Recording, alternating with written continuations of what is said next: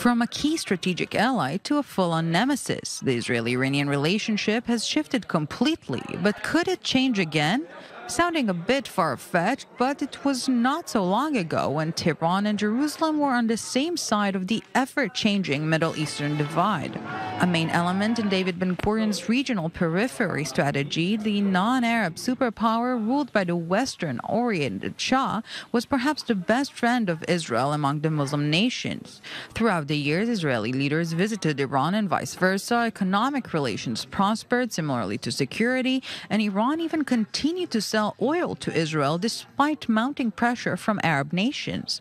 Things, however, began to crack in the 1973 Yom Kippur War as Egypt managed to bring Iran into its sphere of influence in its fight against Israel.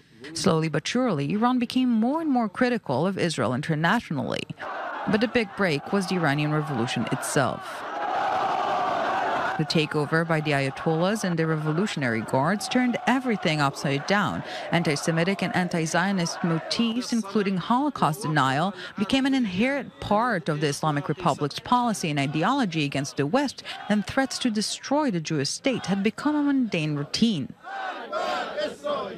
Israeli diplomacy changed dramatically, too, especially in the last years, as Prime Minister Benjamin Netanyahu became one of the most prominent, if not the most vocal critic of the nuclear deal.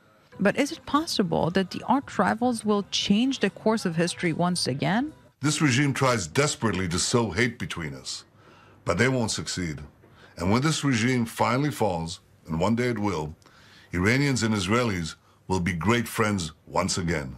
Yet while laying the foundation for better days, Israel is also boosting preparations for regional escalations, namely on its northern front, where Iran is establishing its military grip. If there's one thing the turbulent Iranian-Israeli relationship shows, is that nothing is written in stone, not love and not war.